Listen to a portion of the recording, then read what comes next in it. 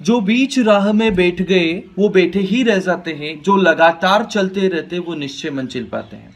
माना कि दूर किनारा है, माना कि दूर किनारा है, आईआईटी ने फिर ललकारा है। माना कि दूर किनारा है, आईआईटी ने फिर ललकारा है। जो लगातार चलते रहते वो निश्चय मंजिल पाते हैं, जो बीच राह में बैठ गए वो बैठे ही रह जाते हैं। नमस्कार दोस्तों, मैं विष्णु श्रीमाल आप सब लोगों का इंडिया के बेस्ट एजुकेशन प्लेटफॉर्म ई सरल पर हार्दिक स्वागत करता हूं। तो ई सरल क्या है? ई सरल एक ऐसा प्लेटफॉर्म है जो आपकी एजुकेशन को सरल बनाएगा, वो भी आपके घर बैठे। घर बैठे आप इंडिया के बेस्ट एडुकेटर्स से IIT JEE, NEET, NTSC, KVPY, बहुत सारे एग्जाम्स की घर बैठे आप तैयारी कर सकते हैं, जहां पर आपको मिलेंगे। आपको करना कुछ भी नहीं है, बस ई सरल की ऐप आपको डाउनलोड करना है। तो ई सरल आपको क्या क्या देता है? ई सरल आपको देगा ऑनलाइन वीडियो लेक्चर्स इंडिया के टॉप एडुकेटर्स के द्वारा। ऑनलाइन आपकी डाउट क्लियरिंग, आपको कोई भी डाउट हो आप एनी टाइम आपके डाउट क्लियर कर सकते हैं। बेस्ट मेंटरिंग, मतलब आप सोच नहीं सकते आपकी जो ड्रीम रैंक होगी, ड्रीम रैंक क्या होगी आपकी? 2 डिजिट रैंक या 1 डिजिट रैंक, वो हमारे साथ में जुड़े हुए हैं, वो हमारे फाउंडिंग मेंबर्स है। ये खास चीज है इस सरल की, जो कि इंडिया में अभी तक किसी भी इंस्टीट्यूट या किसी भी ऑनलाइन प्लेटफॉर्म पर आपको नहीं मिलेगा। तो ये है हमारी founding team, mister NK Gupta sir, जो कि है MTech from IIT Kanpur. IIT Kanpur से एमटेक है और इन्होंने लाखों बच्चों की मेंटरिंग करी है, because he was ex IIT head in Allen career institute में एक्स आईआईटी हेड और एक्स वाइस प्रेसिडेंट रह चुके हैं। तो लाखों बच्चों की इन्होंने मेंटरिंग करे हैं, वहां पर ये मैथ्स पढ़ाते भी थे और अभी यहां पर हमारे मैथ्स के एचओडी है ई सरल में। उसके अलावा सारांश गुप्ता सर की आप देखिए, मतलब क्या कितनी शानदार है, आप सोच नहीं सकते। ड्रीम रैंक है, हर बच्चे की ड्रीम रैंक होती है AIR 41, ऑल इंडिया रैंक 41। 8 साल से ज्यादा इनका टीचिंग एक्सपीरियंस है। एलन में भी इन्होंने काफी टाइम तक टीचिंग करी है। उसके बाद में प्रतीक सर भी बीटेक फ्रॉम आईआईटी बॉम्बे है, आईआईटी बॉम्बे से बीटेक है। 4 ईयर का इनका टीचिंग एक्सपीरियंस है। और अर्पित सर जो आपके एडवाइजर रहेंगे, आपको किस तरीके से तैयारी करना चाहिए, आपकी हर जगह मेंटरिंग करने के लिए, मतलब बेस्ट टीम यहाँ पर है हमारी। तो ये अर्पित सर है, जिनकी ऑल इंडिया रैंक 2 है, ऑल इंडिया रैंक 2। जस्ट सोचिए, ठीक है बच्चों। तो आपको ई सरल पर क्या मिलेगा? Online video lectures, doubt clearing, mentoring, mock test, बहुत सारे टेस्ट, जितने आप सोच नहीं सकते उतने टेस्ट आपको मिलेंगे। बहुत सारा मटेरियल आपको मिलेगा, कोटा का, इंडिया का बेस्ट स्टडी मटेरियल आपको मिलेगा। इतनी सारी चीजें अगर आपको घर बैठे मिल रही है तैयारी करने के लिए, तो कौन तैयारी या कौन आईआईटी नहीं निकाल सकता? ठीक है दोस्तों। तो मैं खुद सोचता था कई बार कि अगर मेरे टाइम पर ई सरल होता, जब मैं जिस जमाने में मैंने आईआईटी जेईई की तैयारी करी थी, अगर उस जमाने में ई सरल होता तो मेरी आईआईटी जेईई की तैयारी कितनी सरल हो जाती। ठीक है दोस्तों। तो मैं खुद आपको यहां पर मैथमेटिक्स पढ़ाऊंगा और आज से हम लोग स्टार्ट कर रहे हैं। हमने वादा किया है कि ई सरल, जैसा कि हम लोगों ने बोला था कि आपका आखिर तक साथ निभाएगा। भाई अगर आप लास्ट तक संघर्ष करेंगे तो कोई आपके साथ होना चाहिए। ई सरल आपका आखिर तक साथ निभाने वाला एक चैनल है। तो इसी सीरीज में हम लोगों ने स्टार्ट करी है online revision series for mathematics हम लोगों ने स्टार्ट करी है, जिसमें आपको सारे चैप्टर्स की समराइज थ्योरी मिलेगी। सारे चैप्टर्स की आपको समराइज थ्योरी मिलेगी। आईआईटी जेईई में आए हुए क्वेश्चंस मिलेंगे, कुछ और भी इंपॉर्टेंट क्वेश्चंस आपको मिल सकते हैं उनमें। ठीक है दोस्तों। तो अगर आपने अभी तक इस चैनल को सब्सक्राइब नहीं किया है तो जल्दी से जल्दी सबसे पहले इस चैनल को सब्सक्राइब कीजिए एंड बेल आइकन दबाना बिल्कुल ना भूलें। इसीलिए अगर बेल आइकन नहीं दबाओगे तो आपको रेगुलर नोटिफिकेशंस नहीं मिलेंगे क्लासेस के। तो अगर आप चाहते हैं आपको जो बेस क्लासेस है उनके रेगुलर नोटिफिकेशंस मिलते रहे, तो जल्दी से जल्दी बेल आइकन दबाइए। और अगर आपको ये क्लास अच्छी लगती है, क्लास की लास्ट तक देखना है और लाइक बटन एंड शेयर करना बिल्कुल नहीं भूले, ताकि इंडिया में बच्चे बच्चे तक ये इंफॉर्मेशन पहुंचे कि ई सरल ही एक ऐसा प्लेटफॉर्म है जो बेस्ट एजुकेशन प्रोवाइड करा रहा है, वो भी काफी अफोर्डेबल कॉस्ट में। ठीक है दोस्तों, तो आज हम लोग स्टार्ट करने वाले हैं लॉगरिथम की क्लासेस। लॉगरिथम के लिए रिवीजन क्लास हम लोग स्टार्ट आज करने वाले हैं।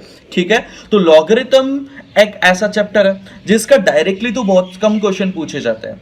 जैसे अगर मैं देखूं कि पिछले 10 इयर्स में इसके डायरेक्टली बहुत कम क्वेश्चन आते हैं, लेकिन लॉगरिथम में क्या होता है, कैलकुलस का एक तरीके से बेस है। कैलकुलस का क्या है, बेस है। तो अगर आप चाहते हैं कि आपका कैलकुलस स्ट्रोंग हो, आपका कैलकुलस अगर आप स्ट्रोंग करना चाहते हैं, तो आप लॉगरिथम को स्किप नहीं कर सकते। लॉगरिथम को स्किप नहीं कर सकते। कैलकुलस के एक तरीके से नींव की ईंट है, कैलकुलस की नींव की ईंट है लॉगरिथम। ठीक है दोस्तों, तो लॉगरिथम का हम कंप्लीट थ्योरी रिवाइज करेंगे सबसे पहले, फिर उसके बाद में आईआईटी जेईई में इससे क्या क्या क्वेश्चंस पूछे गए हैं वो सारी चीजें हम लोग कवर करने वाले हैं। बिल्कुल बेसिक से करेंगे, ताकि अगर एक नया बच्चा भी देखे जिसने जस्ट आईआईटी जेईई की तैयारी करी ही नहीं है, मान लो कोई बच्चा है जिसने आईआईटी जेईई की तैयारी करी ही नहीं है, उसने सिर्फ 11th 12th स्कूलिंग करी है, और फिर भी अगर हमारे वीडियो लेक्चर्स वो देख रहा है, तो फिर भी उसके चांसेस है कि उसका आईआईटी जेईई में सिलेक्शन हो जाए, अगर आप केयरफुली देख रहे हैं तो। ठीक है दोस्तों, तो ये लॉगरिथम, सबसे पहले हम डेफिनेशन की बात करते हैं। Every positive real number and can be express in exponential form. Logarithm आया कहां से है, एक्सपोनेंशियल फॉर्म, लॉगरिथमिक फॉर्म। दो पॉजिटिव नंबर की हम बात करेंगे तो n equal to a power x अगर हम कहीं पर लिख देते हैं, n equal to a power x, तो उसको हम कौन सी फॉर्म बोलेंगे, एक्सपोनेंशियल फॉर्म बोलेंगे। फॉर एग्जांपल अगर मैंने लिख दिया 25 को मैं क्या लिख सकता हूं, 5 पावर 2 लिख सकता हूं। 25 equals to 5 power 2, 36 equals to 6 power 2, या 25 को और क्या लिख सकते हैं आप, अगर 25 को ही लिखना चाहें तो 25 को अगर आप लिखना चाहें तो 25 को आप 25 पावर 1 भी लिख सकते हैं, 25 को आप 625 पावर 1/2 भी लिख सकते हैं। तो ये सारे तरीके हो जाएंगे किसी भी नंबर को एक्सपोनेंशियल फॉर्म में लिखने के। यानी एक्सपोनेंशियल फॉर्म सीधा सा मतलब है n equal to a power x की फॉर्म में अगर आप लिखते हैं तो इसको हम एक्सपोनेंशियल फॉर्म बोलेंगे। इसको कौन सी फॉर्म बोलेंगे, एक्सपोनेंशियल फॉर्म बोलेंगे। एक्सपोनेंशियल फॉर्म से ही लॉग फॉर्म निकल कर आती है, एक्सपोनेंशियल फॉर्म से ही लॉग फॉर्म निकल के आती है। तो अगर n equal to a power x है तो पावर निकालने के लिए बेसिकली हम लॉग का यूज करते हैं, पावर निकालने के लिए बेसिकली हम लोग लॉग का यूज करते हैं। तो n equal to a power x है, n equal to a power x है, देन पावर इक्वल टू यानी x इक्वल टू हम क्या लिख सकते हैं, log n base a। This is logarithm. तो लॉगरिथम क्या हुआ, लॉगरिथम एक पावर हो गई। लॉगरिथम क्या है, लॉगरिथम पावर है। किसकी पावर है, x किसके इक्वल है, log n बेस a के इक्वल। x किसके इक्वल है, log n बेस a के इक्वल है। तो x इक्वल्स टू, x क्या है, पावर है, a की पावर, सच दैट हम अगर a पर x पावर रेस करते हैं, log n base a power raise करते हैं, तो हमारे को क्या मिल जाएगा, n मिल जाएगा। फॉर एग्जांपल यहां पे एक एग्जांपल, सिंपल सा एग्जांपल दिया हुआ है, 49 equal to 7 square. 49 equal to 7 square. तो यहां से अगर इसको लॉग फॉर्म से, सॉरी एक्सपोनेंशियल फॉर्म से लॉग फॉर्म में कन्वर्ट करना है, यहां पर ये एक्सपोनेंशियल फॉर्म हो गई n equal to a power x, और इससे अगर लॉग फॉर्म में कन्वर्ट करना है तो x is equal to log n base a। तो यहां से पावर यानी 2 इक्वल टू कितना हो जाएगा, log 49 बेस 7 हो जाएगा। तो logarithm of a number to n to base a, logarithm of a number to base a, ये n टू दी बेस, इसको क्या रीड करेंगे, log n बेस a। ये क्या है, पावर, जैसा कि हम लोगों ने देखा था, किसकी पावर है, a की पावर है, which must be raise on a in order to get n, ताकि हमारे को क्या मिल जाए, n मिल जाए।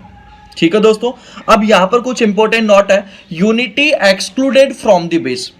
जो बेस है लॉगरिथम का उसमें हम यूनिटी नहीं ले सकते। यहां पर हम लोगों ने देखा है, यहां पर बेस जो है वो ऑलवेज क्या होना चाहिए, पॉजिटिव नंबर होना चाहिए, and base can not be equal to 1।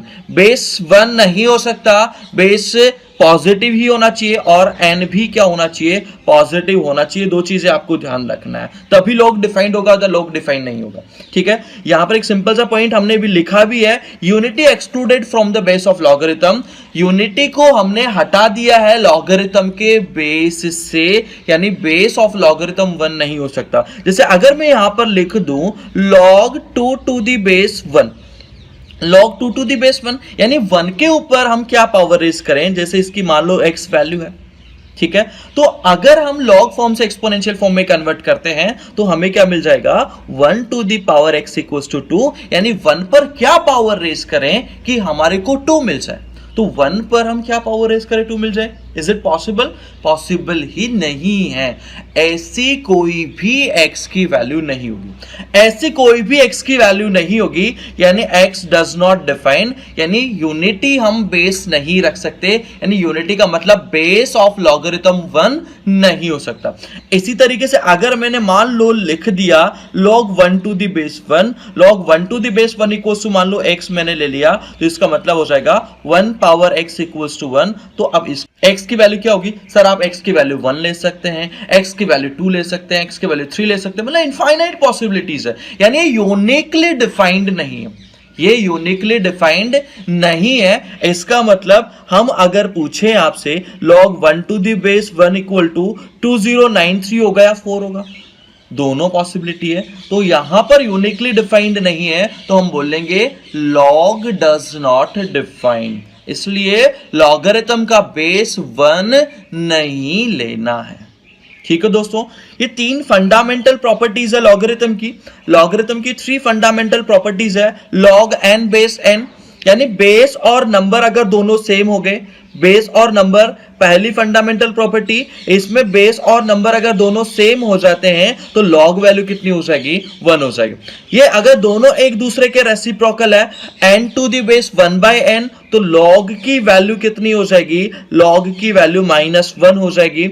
और अगर नंबर 1 है, बेस कुछ भी हो लेकिन डिफाइंड होना जरूरी है, बेस कुछ भी हो लेकिन डिफाइंड होना जरूरी है, यानी बेस पॉजिटिव होना चाहिए, बेस 1 के इक्वल नहीं हो सकता, तो इस केस में लॉग की वैल्यू कितनी आएगी, 0 आएगी।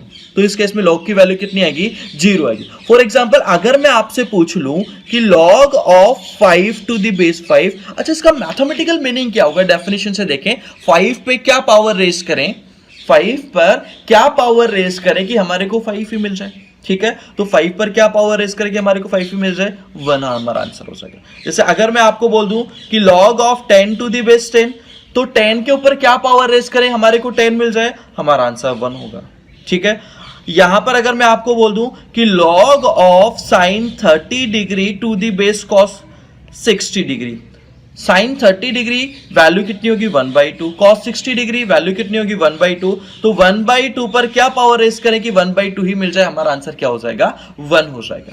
ठीक है, तो बेस में लॉगरिथम में अगर बेस और नंबर दोनों सेम है, लॉग वैल्यू कितनी हो जाएगी, 1 हो जाएगी।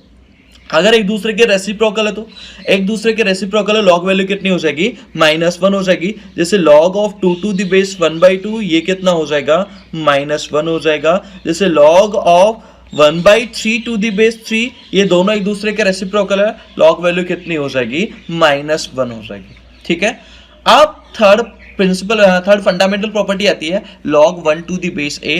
1 टू द बेस a है, 1 टू द बेस a का मतलब हो जाएगा कि अगर नंबर 1 है, बेस कुछ भी हो, कोई फर्क नहीं पड़ेगा। ठीक है दोस्तों, तो 1 टू द बेस a, जैसे अगर मैं आपको बोल दूं log 1 टू द बेस 5, इसकी वैल्यू क्या हो जाएगी, 0। इसका मतलब क्या है, 5 पर क्या पावर रेज करे कि हमारे को 1 मिल जाए, आंसर क्या हो जाएगा इसका, 0 हो जाएगा। एक और एग्जांपल, जैसे log sin square theta cos square theta base 5, ये बन जाएगा sin square theta cos square theta 1 हो जाएगा। 1 to the base 5 equals to क्या मिल जाएगा, 0 मिल जाएगा। ठीक है, एक इंपॉर्टेंट नोट है, a power log n base a equal to n होता है, काफी इंपॉर्टेंट प्रॉपर्टी है, इसका इजीली हम लोग देख भी सकते हैं किस तरीके से प्रॉपर्टी आई। हम लोगों ने देखा था a power x equals to अगर n है, a power x equals to अगर n है तो यहां से हम क्या बोल सकते हैं, x is equals to log n base a। तो बस यहां से वैल्यू यहां पर पुट कर दीजिए x की वैल्यू सेकंड से निकाल के फर्स्ट में अगर आप पुट कर देंगे तो हमारे को मिल जाएगा a power log n base a power log n base a equal to n। ठीक है, जैसे यहां पर हमने लिखा है 2 power log of 5 to the base 2, तो इसकी वैल्यू कितनी हो जाएगी, 5 हो जाएगी। 3 to the power log of x square minus 1 to the base 3 equal to अगर है 8, तो x की वैल्यू क्या होगी, x की वैल्यू क्या होगी, सीधा सीधा हमें ये प्रॉपर्टी अप्लाई कर सकते हैं। अगर यहां पर नंबर और यहां का बेस, जिस नंबर पे हम पावर रेज कर रहे हैं और बेस अगर दोनों सेम है, दोनों अगर सेम है तो यहां पर इसकी वैल्यू क्या रह जाएगी, x square minus 1 equal to 8, यानी एक्स स्क्वायर इक्वल टू 9 हो जाएगा। एक्स इक्वल टू हमारा आंसर क्या हो जाना चाहिए, प्लस माइनस 3 हो जाना चाहिए। बहुत इंपॉर्टेंट प्रॉपर्टी, आपको याद रखना है, प्रॉपर्टी काफी ज्यादा इंपॉर्टेंट प्रॉपर्टी है, आपको ये प्रॉपर्टी याद रखना है दोस्तों। ठीक है, नेक्स्ट आते हैं हम लोग प्रिंसिपल प्रॉपर्टीज पर। 3 प्रिंसिपल प्रॉपर्टीज आप सब लोगों को पता भी होगी, log m plus log n। Log m plus log n अगर करेंगे तो यहां पर दोनों नंबर मल्टीप्लाई हो जाएंगे, mn to the base a।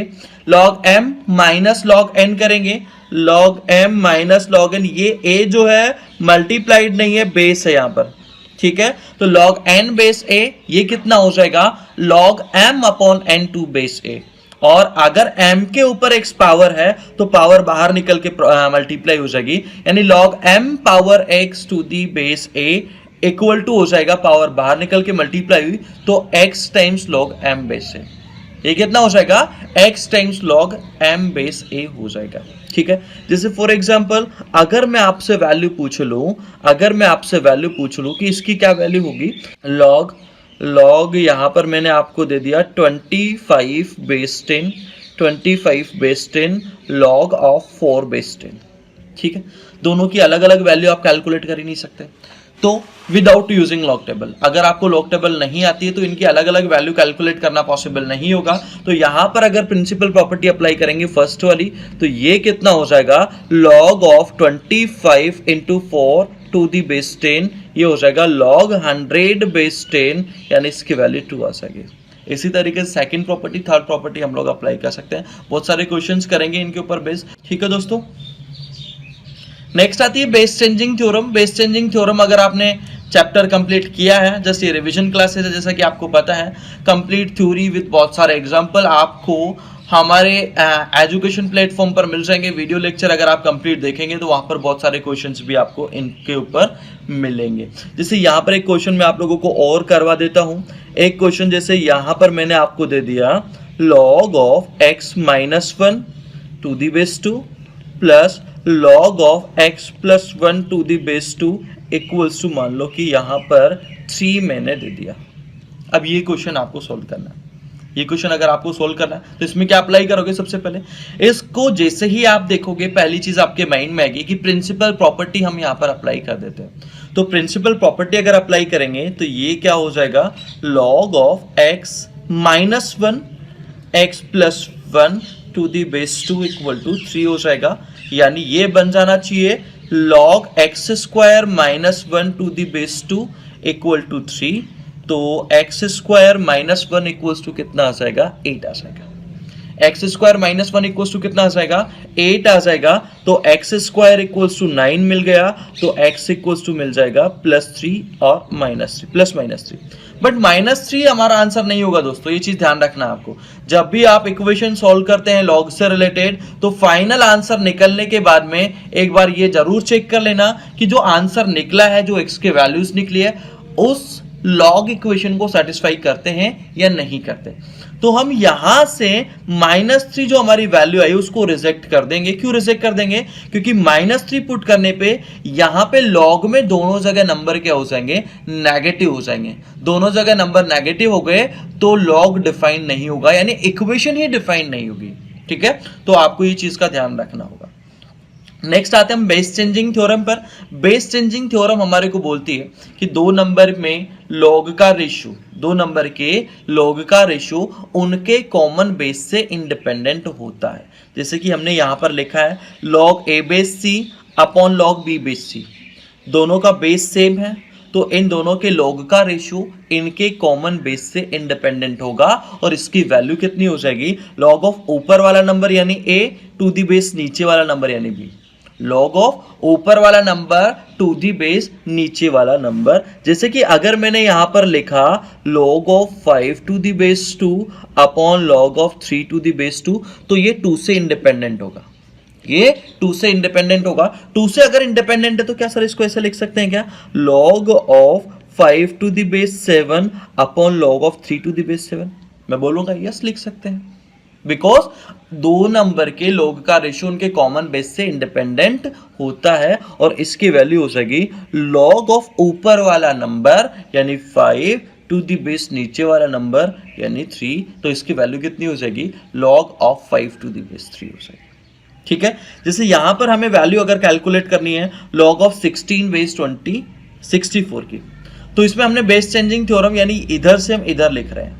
ठीक है, तो यहां पर इसको हम क्या लिख सकते हैं, इसको हम लिख सकते हैं log of 16 to the base a upon log of 64 base a, और बेस कुछ भी हो कोई फर्क पड़ता नहीं है, बेस कुछ भी हो कोई फर्क नहीं पड़ता है क्योंकि ये तो डेफिनेशन है, बेसिक डेफिनेशन है, log of m to the base a upon log of n to the base a से इंडिपेंडेंट होता है। तो यहां पर a की वैल्यू अगर आप 4 पुट कर देते हैं तो हमारे को ये रिलेशन मिल जाएगा, a की वैल्यू 4 अगर आप पुट कर देंगे तो हमारे को ये रिलेशन मिल जाएगा।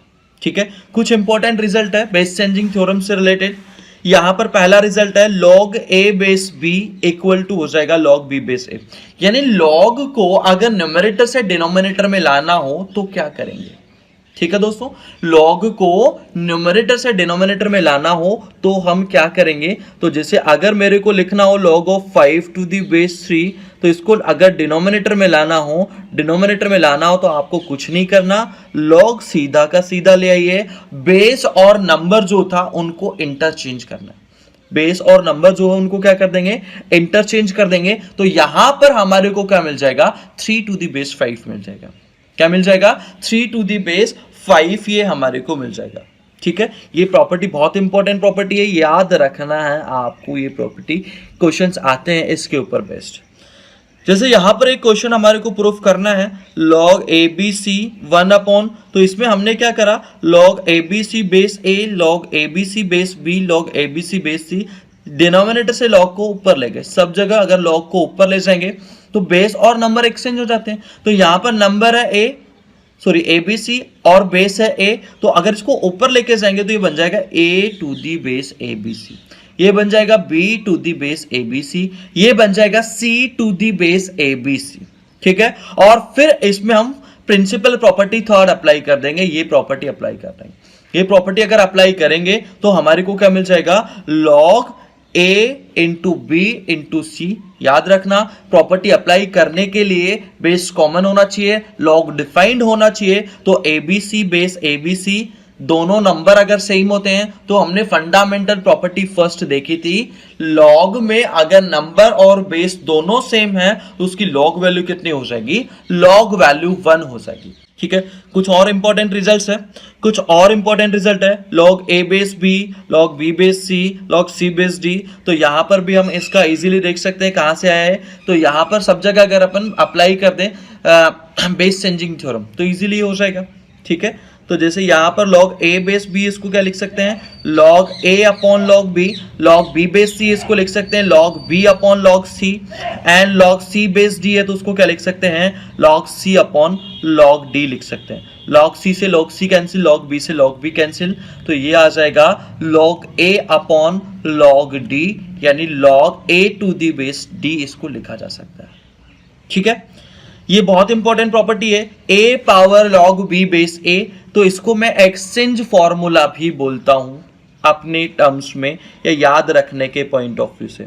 इसको हम क्या बोल सकते हैं, एक्सचेंज फॉर्मूला बोल सकते हैं। एक्सचेंज फॉर्मूला क्या बोल रहा है कि a अगर यहां पर कुछ मिसप्रिंटिंग हो गई, यहां पर c होना चाहिए, यहां पर क्या है, c है, तो यहां से अगर a c की जगह चला जाए, c a की जगह चला जाए तो log वैल्यू पे कोई फर्क नहीं पड़ेगा।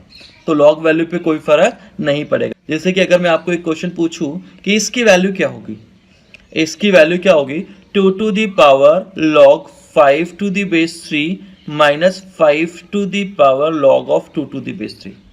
ठीक है, तो इसमें हम क्या कर रहे हैं, इसमें हम क्या करेंगे, अगर दोनों एक दूसरे की पोजीशन पे चले जाते हैं, 2 5 की जगह चला जाए, 5 2 की जगह चला जाए, तो लॉग वैल्यू पे कोई फर्क नहीं पड़ेगा। तो ये फॉर्मूला अगर यहां पर अप्लाई कर दें तो 5 2 की जगह 2 5 की जगह चला जाएगा, यानी 5 power log 2 base 3 minus 5 power log 2 base 3, दोनों नंबर सेम है, एक में ही अप्लाई करा है, तो उसकी वैल्यू कितनी हो जाएगी, 0 हो जाएगी। ठीक है, एक है बेस पावर फॉर्मूला, एक बेस पावर फॉर्मूला है बिल्कुल similar to principal property third, जो हमने प्रिंसिपल प्रॉपर्टी थर्ड पढ़ी थी वैसा का वैसा ये बेस पावर फॉर्मूला। ठीक है बच्चों, तो बेस पावर फॉर्मूला हमारे को क्या बोलता है कि अगर बेस के ऊपर कुछ पावर है x, बेस के ऊपर कुछ पावर है x, तो वो बाहर निकल जाएगी, जैसे प्रिंसिपल प्रॉपर्टी थर्ड में अप्लाई होता था। वहां पर क्या होता था, log m पावर के बेस a, तो k बाहर निकल के मल्टीप्लाई हो जाएगा, k बाहर निकल के अगर मल्टीप्लाई हो जाएगा तो यहां पर क्या आ जाएगा, k log m base a। तो उसी तरीके से अगर बेस के ऊपर पावर है x, तो ये भी बाहर निकल के मल्टीप्लाई हो जाएगा, बट ये डिनोमिनेटर में मल्टीप्लाई होगा। बट ये कहां पर मल्टीप्लाई होगा, बट ये डिनोमिनेटर में मल्टीप्लाई होगा। ठीक है, एक दो इसके ऊपर हम लोग क्वेश्चंस करके देख सकते हैं। जैसे फॉर एग्जांपल मैं आपको पूछ लूं कि इसकी वैल्यू क्या होगी, log of 5 to the base 2 into, यहां पर मैं लिख रहा हूं log 3 to the base 2, 4 to the base 3, log of 5 to the base 4, log of 6 to the base 5 and so on. Multiply करता मैं जा रहा हूं, तो log of 1024 to the base 1023, इसकी क्या वैल्यू होगी, इसकी वैल्यू क्या होगी भाई, बता सकते हैं क्या, जल्दी से सॉल्व कीजिए फटाफट। जो हमने प्रॉपर्टी अप्लाई करी थी बस वो अप्लाई करना है। तो इसमें बेस चेंजिंग थ्योरम अप्लाई कर सकते हो, तो इसको लिख सकते हैं log 3 upon log 2 upon log 4 log 3 into log 5 upon log 4 and so on log 1024 upon log 1023। ठीक है, इसको ऐसा लिख सकते हैं। अब यहां पर क्रॉस कैंसिलेशन हो जाएगा, यहाँ की ये टर्म इससे कैंसिल, ये टर्म इससे कैंसिल, ये टर्म नेक्स्ट से कैंसिल, तो इस तरीके से क्रॉस कैंसिलेशन चलता जाएगा। तो ये इससे कैंसिल, ये इससे कैंसिल, ये नेक्स्ट से कैंसिल, तो इधर नीचे वाली टर्म बचेगी, उधर ऊपर वाली टर्म बचेगी, बस ये आपको पता होना चाहिए। ये पूरा कैंसिल अगर हो जाएगा तो हमारे को क्या मिल जाएगा, log ऑफ 1024 अपॉन log 2 आ जाएगा, यानी ये बन जाएगा log 1024 टू द बेस 2, यानी इसकी वैल्यू कितनी आ जाएगी, 10 आ जाएगी। इसकी वैल्यू कितनी आ जाएगी, 10 आ जाएगी। एक क्वेश्चन और हम लोग करके देख लेते हैं। अगर मैं आपसे पूछूं if log of alpha base beta equals to 1.76, log of alpha base beta equal to 1.76, find value of, find या डायरेक्ट लिख देता हूं मैं, log अल्फा base beta log alpha square base beta square log alpha cube base beta cube and so on log alpha power 100 base beta power 100। ठीक है, तो इसकी वैल्यू क्या होगी, सिंपल सा इसमें हमारे को क्या काम करना है, दो प्रॉपर्टी एक साथ अप्लाई करनी है। दो प्रॉपर्टी कौन कौन सी, प्रिंसिपल प्रॉपर्टी थर्ड अप्लाई करनी है और बेस पावर फॉर्मूला यहां पर अप्लाई करना है। इसको लिख सकते हैं log अल्फा बेस बीटा, यहां से ध्यान से देखना 2 बाहर निकलेगा और यहां से भी 2 बाहर निकलेगा, यहां से ऊपर निकलेगा, यहां से नीचे निकलेगा। एक में बेस पावर फॉर्मूला लगेगा, एक बार प्रिंसिपल प्रॉपर्टी थर्ड अप्लाई होगी, तो 2/2 log अल्फा बेस बीटा, यहां पर हो जाएगा 3/3 log अल्फा base beta and so on 100/100 log अल्फा बेस बीटा। ये 100 से 100 कैंसिल, 3 से 3 कैंसिल, 2 से 2 कैंसिल, तो टोटल यहां पर इस टाइप की 100 टर्म्स है, तो 100 टाइम्स log अल्फा base beta. Alpha base beta की वैल्यू कितनी है, 1.76 है, तो ये हो जाएगा 176। ठीक है, नेक्स्ट हम लोग आते हैं graph of logarithmic function, logarithmic function के ग्राफ किस टाइप के होते हैं उसकी हम चर्चा कर लेते हैं। तो ग्राफ ऑफ लॉगरिथमिक फंक्शंस, दो इसके ग्राफ होते हैं। बेस अगर 1 से बड़ा है, या आपको पता भी होगा ही, बेस अगर 1 से बड़ा है, बेस अगर 1 से ज्यादा है तो इसका ग्राफ इंक्रीजिंग कर्व होगा। बेस अगर 1 से बड़ा है तो इसका कर्व इंक्रीजिंग कर्व होगा। इसको आप ऐसे भी देख सकते हैं, y dash equals to 1/x हो जाएगा, और x ऑलवेज पॉजिटिव होता है तो ये ऑलवेज पॉजिटिव हो गया, तो इसकी वैल्यू ऑलवेज क्या होगी, इंक्रीज करती रहेगी। इसकी वैल्यू ऑलवेज क्या होगी, इंक्रीज करती रहेगी।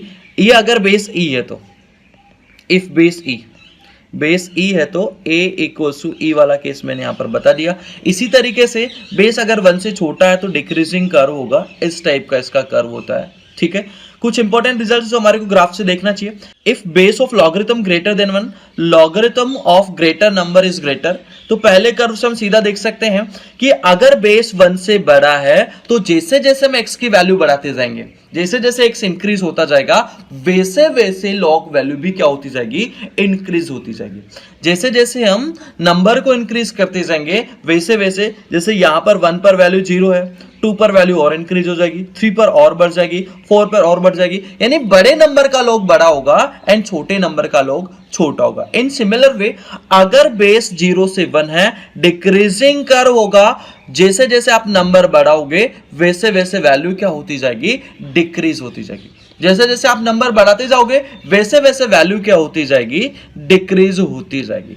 ठीक है दोस्तों, तो ये दो पहला इंपॉर्टेंट नोट हो जाएगा।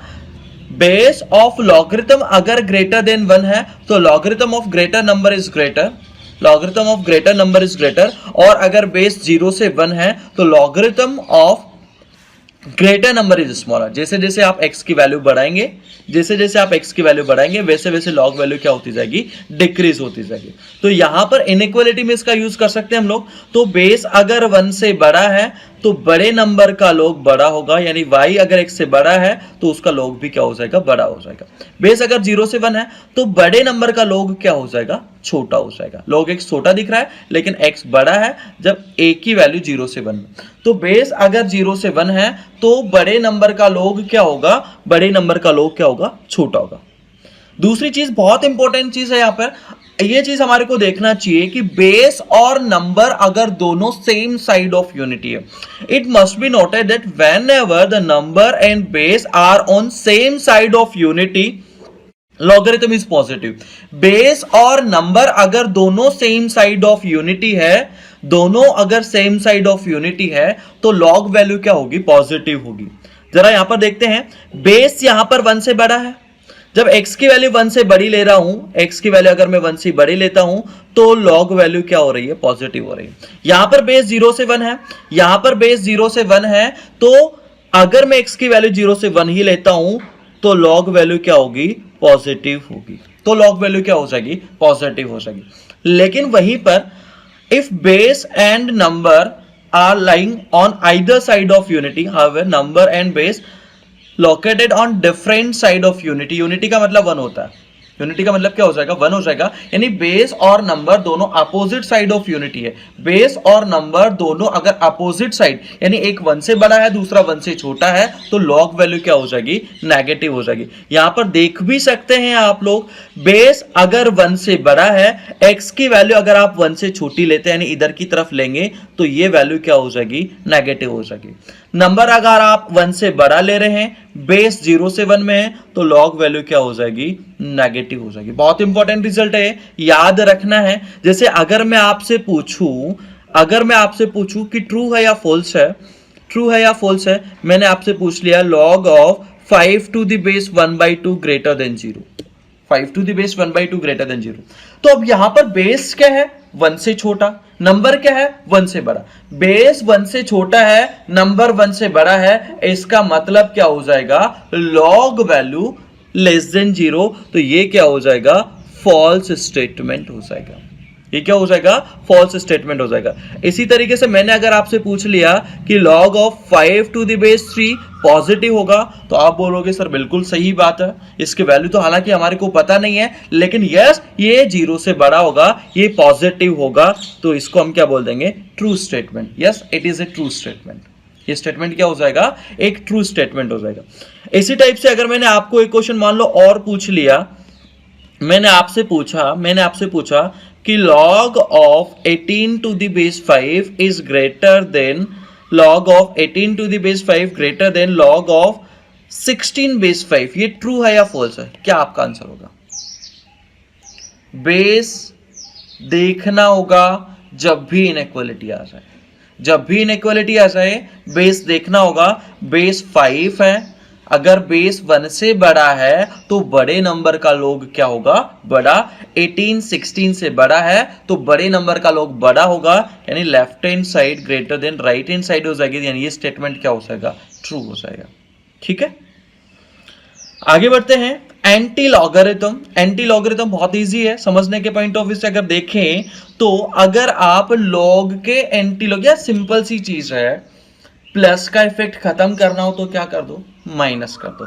जो नंबर जोड़ा है वही नंबर घटा दो, जो नंबर ऐड किया है वही सब्ट्रैक्ट कर दो, जिस नंबर से मल्टीप्लाई करा है वो डिवाइड कर दो। यानी मल्टीप्लिकेशन का इफेक्ट खत्म करना है तो डिवाइड कर दो, प्लस का इफेक्ट खत्म करना है तो माइनस कर दो, तो लॉग का इफेक्ट अगर खत्म करना है तो एंटी लॉग लगा दो।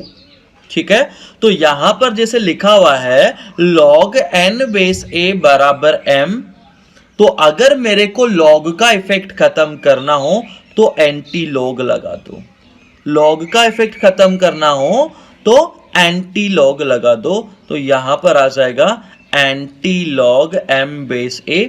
तो यहां पर लेफ्ट हैंड साइड में क्या बनेगा भाई, एंटी लॉग भी है लॉग भी है, दोनों आपस में लड़ मरेंगे, मामला खत्म हो जाएगा। यहां पर क्या रह जाएगा, n रह जाएगा, यानी n इक्वल्स हो जाएगा एंटी लॉग m बेस। बिल्कुल सिंपल सी चीज है यार, इसमें उलझने का बिल्कुल नहीं है, बिल्कुल भी इसमें उलझना नहीं है। आपको नॉर्मल सोचना है कि लॉग का इफेक्ट खत्म करना हो तो एंटी लॉग लगाना है, बस। तो यहां पर क्या लिखा हुआ था, एक बार वापस से रिपीट कर रहा हूं, log n बेस a बराबर m है, दोनों साइड में एंटी लॉग लगा दिया मैंने, एंटी लॉग लगा दिया तो राइट हैंड साइड में क्या आ जाएगा, anti log m base a। Left hand side में एंटी लॉग भी है लॉग भी है, बेस अगर सेम है दोनों एक तरीके से कैंसिल आउट हो जाएंगे। बोलने के लिए कैंसिल आउट हो जाएंगे, कैंसिल आउट नहीं होते हैं लेकिन मान लो कैंसिल आउट हो जाएंगे, तो यहां पर क्या रह जाएगा, n रह जाएगा, यहां पर क्या रह जाएगा, n रह जाएगा। अच्छा, एक चीज और यहां पर हमारे को देखना चाहिए, log n बेस a बराबर क्या लिखा हुआ है, log n बेस a बराबर क्या लिखा हुआ है, m लिखा हुआ है। तो इसको मैं ऐसा लिख सकता हूं क्या, a पावर m बराबर n, a पावर m बराबर n। लॉग फॉर्म से एक्सपोनेंशियल फॉर्म में अगर कन्वर्ट करें तो यहां पर हमारा क्या मिला था, anti log m base a बराबर n। तो इसको n को क्या लिख सकते हैं, a की पावर m, यानी anti log m base a, anti log m base a बराबर क्या हो जाएगा, a पावर m हो जाएगा। Anti log m base a बराबर क्या हो जाएगा, anti log m base a बराबर हो जाएगा a पावर m। जैसे अगर मैंने आपसे क्वेश्चन पूछा एंटी लॉग 4 बेस 3 कितना होगा, तो इसका आंसर क्या हो जाएगा, 3 पावर 4 हो जाएगा। ठीक है, 3 पावर 4 यानी 81 हो जाएगा। अगर मैंने आपसे पूछा anti log base 3, anti log 7 base 3, तो एंटी लॉग क्या करता है, लॉग का इफेक्ट खत्म करता है, तो ये कितना हो जाएगा, 7 हो जाएगा। अगर मैंने आपसे पूछा anti log base 2, anti log 9 base 3, तो ये किसके इक्वल हो जाएगा, 9 के इक्वल हो जाएगा। लेकिन ऐसा सोचना क्या हो जाएगा, गलत हो जाएगा। कैंसिल तभी करता है जब दोनों जगह बेस क्या हो, सेम हो। यहां पर बेस 2 है, यहां पर बेस 3 है, यानी कैंसिल नहीं करेगा। तो यहां पर हमारे को क्या ध्यान रखना है, इसको अगर सॉल्व करना है तो क्या करना होगा, एंटी लॉग बेस 2 है, 9 बेस 3 की वैल्यू आप जानते हैं 2 है, तो ये हो जाएगा 2 पावर 2 यानी 4 हो जाएगा। ठीक है बच्चों, कैरेक्टरिस्टिक मैंटिसा पे आते हैं। जैसे कोई भी नंबर हो तो उसको हम इंटीजर प्लस फ्रैक्शन की फॉर्म में लिख सकते हैं। कोई भी नंबर अगर है उसको इंटीजर प्लस फ्रैक्शन की फॉर्म में लिख सकते हैं। तो लॉगरिथम भी एक नंबर ही होता है, कोई ना कोई रियल नंबर ही होता है, तो इसको भी हम इंटीजर प्लस फ्रैक्शन की फॉर्म में लिख सकते हैं। जैसे अगर मैंने लॉग ऑफ मान लो 81 बेस 3 निकाला तो कितना आ रहा है, 4 आ रहा है। ठीक है, 81 बेस 3 कितना आ रहा है? 4 आ रहा है। मान लो कि मैंने निकाला 81√3 बेस 3, तो ये कितना आ जाएगा? 4 + 1/2 यानी 4.5। तो लॉग वैल्यू कुछ ना कुछ मिलेगी, कुछ ना कुछ रियल नंबर मिलेगा, उसको हम क्या लिख सकते हैं? Integer plus fraction. अच्छा, ध्यान आपको क्या रखना है कि आई प्लस इंटीजर प्लस फ्रैक्शन अगर लिखेंगे तो यहां पर प्लस साइन ही होना चाहिए। फ्रैक्शन हमेशा कहां से कहां होता है? 0 से 1। 0 से 1 फ्रैक्शन होता है, फ्रैक्शन 0 से 1 होगा। अब इस नंबर को अगर लिखना तो इसको क्या लिख सकते हैं? 4 + 0.5। इसको क्या लिखेंगे? 4 + 0। ठीक है। मान लो कहीं पे सॉल्व करने पे log n⁻10 की वैल्यू इस तरीके से आ रही है -2.5, तो इसको क्या लिख दोगे? -2 + 0.5। अरे भैया ढंग से जोड़ के देखो, वो कितना हो जाएगा? -1.5। ये गलत हो जाएगा, तो इसको लिखने का करेक्ट तरीका क्या होगा? -2 - 0.5। लेकिन ऐसा तो नहीं लिखा, इंटीजर प्लस फ्रैक्शन। यहां पर तो इंटीजर माइनस फ्रैक्शन हो रहा है, तो ये तरीका भी गलत हो जाएगा लिखने का। हालांकि लिख तो सकते हैं, लॉजिकली करेक्ट है, लेकिन अगर हमारे को कैरेक्टरिस्टिक मैंटिसा के पॉइंट ऑफ व्यू से एक्सप्रेस करना है तो इस तरीके से नहीं लिखना है। इसको लिखने का तरीका होगा -3 + 0.5। तो यहां पर जो इंटीग्रल पार्ट होता है उसको हम कैरेक्टरिस्टिक बोलते हैं। जो इंटीग्रल पार्ट होता है उसको हम क्या बोलते हैं? कैरेक्टरिस्टिक बोलते हैं। तो integral part is characteristic and fractional part क्या हो जाएगा? मैंटिसा हो जाएगा। ठीक है बच्चों, आगे बढ़ते हैं। कैरेक्टरिस्टिक मैंटिसा की कुछ प्रॉपर्टीज हम लोग देख लेते हैं। मैंटिसा जो होता है ऑलवेज पॉजिटिव होता है एंड 0 से 1 में होता है। मैंटिसा ऑलवेज पॉजिटिव होता है एंड 0 से 1 में होता है। एक इंपॉर्टेंट रिजल्ट आपको पता होना चाहिए, कहीं पर अगर आप लॉग वैल्यू कैलकुलेट करें, कैरेक्टरिस्टिक अगर सी है, कैरेक्टरिस्टिक अगर सी है तो नंबर ऑफ डिजिट कितने होंगे उसमें? नंबर ऑफ डिजिट कितने होंगे उसमें? n+1 होते हैं। नंबर ऑफ डिजिट कितने होते हैं? n+1। जैसे log 1/10 की वैल्यू कितनी होती है? 0। log of 10/10 की वैल्यू कितनी होती है? log 10/10 की वैल्यू 1।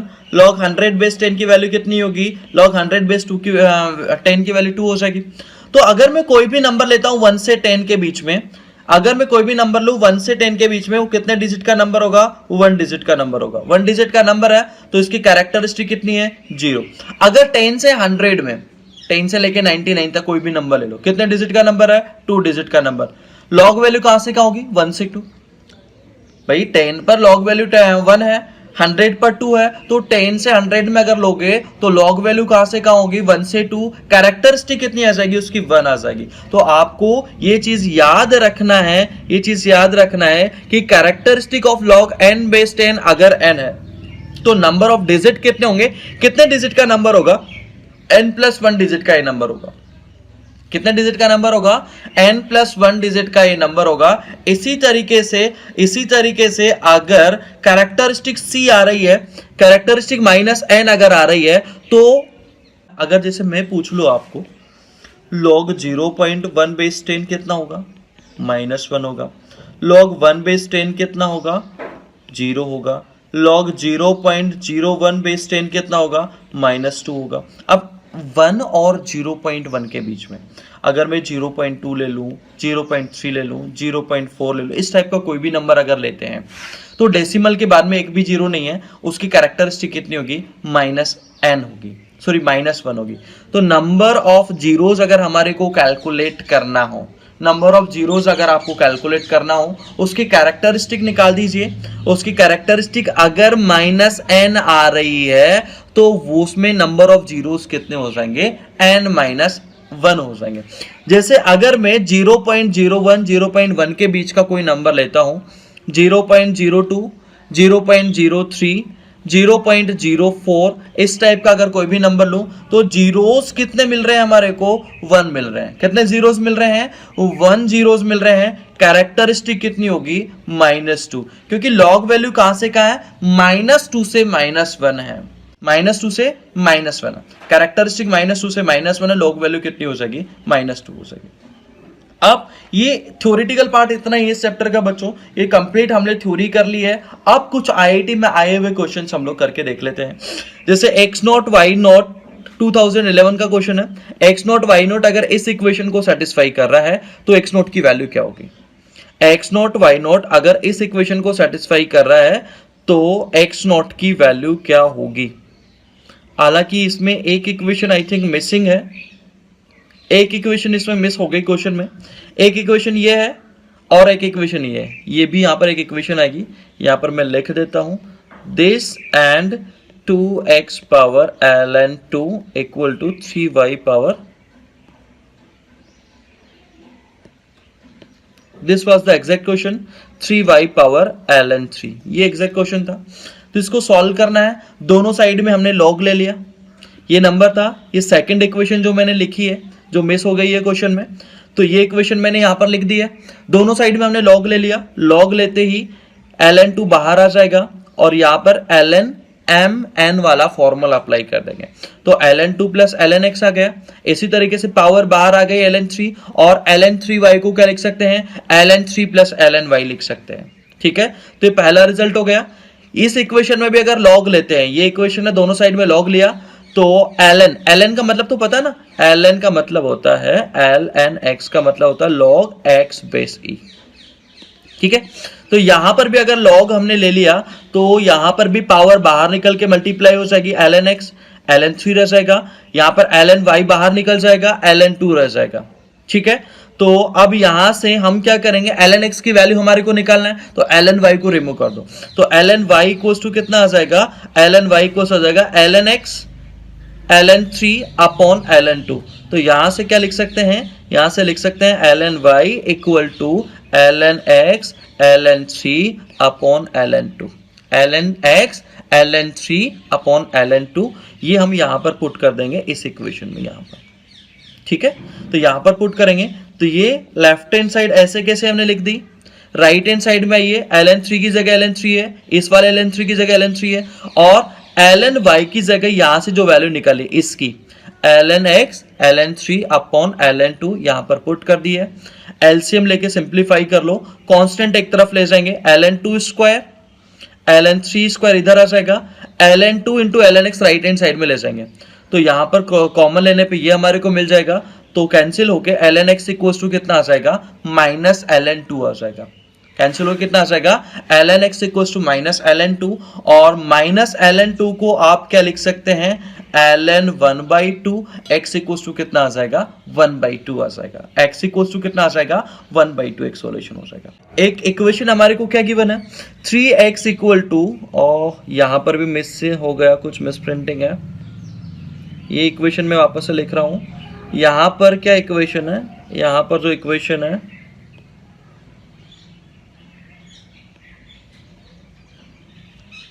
यहां पर इक्वेशन है 3 power x equal to 4 power x minus 1।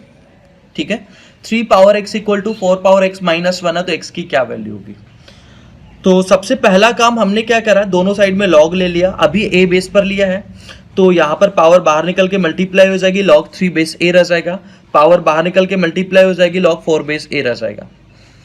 x की वैल्यू आप निकाल लीजिए, लीनियर फैक्टर है, सिंपल सा लीनियर फैक्टर है, तो यहां से हम क्या कर सकते हैं, log 4 बेस a एक साइड में चला जाएगा, log 4 बेस a, और log 3 base a into x को लेफ्ट हैंड साइड में ले जाएंगे और कॉमन लेंगे, तो x की वैल्यू इतनी आ जाएगी। अब बस आप यहां पर क्या करिए, जैसे पहले ऑप्शन में 3 है बेस, दूसरे ऑप्शन में बेस 2 है, इसमें 4 है, मल्टीपल चॉइस ये क्वेश्चन है, तो इनका बेस अलग अलग आप चेंज करते जाइए। तो बेस की वैल्यू अगर आप 3 लेते हैं, 3 लेने पे 4 बेस 3 यानी 2 बाहर आ जाएगा, 4 का मतलब 2 की पावर 2 बाहर आ जाएगा, और ये रिजल्ट हमारे को मिल जाएगा। बेस अगर आप 2 ले लेते हैं तो न्यूमरेटर में 2 बन जाएगा, ये 2 हो जाएगा, और ये 3 टू द बेस 2 हो जाएगा। इसी तरीके से आप 4 अगर लेके सॉल्व करेंगे तो एक रिजल्ट आपको मिल जाएगा। ये बहुत बढ़िया क्वेश्चन जो कि 2018 में पूछा गया है, IIT JEE 2018 का ये क्वेश्चन है।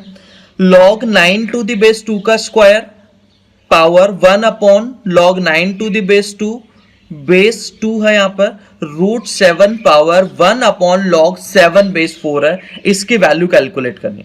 तो यहां पर सबसे पहले मैंने क्या काम किया, log 9 बेस 2 जो कि बहुत थोड़ा सा डिफिकल्ट टर्म दिख रही है, तो इसको हमने a एज्यूम कर लिया, तो ये बन जाएगा a power 2 upon log a base 2। ठीक है, पहले मैं लेफ्ट वाली टर्म सॉल्व कर देता हूं। लॉग ऊपर जाएगा, प्रॉपर्टी हम लोगों ने आज देखी है, लॉग ऊपर जाएगा, बेस और नंबर एक्सचेंज हो जाएंगे, तो यहां पर क्या आ जाएगा, यहां पर आ जाएगा a 2 to the base a हो जाएगा। ये क्या हो जाएगा, 2 टू द बेस a हो जाएगा। मैं यहां पर कर देता हूं, तो यहां पर a पावर 2, लॉग ऊपर जाने पे ये क्या बन जाएगा, 2 टू द बेस a बन जाएगा।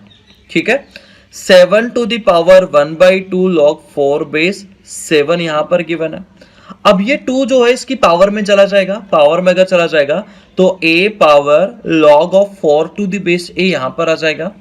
यहां पर भी आप यही काम कर सकते हैं, 7 पावर ये 1/2 है, इसको 4 की पावर में ले जाइए, 1/2 बेस 7 हो जाएगा।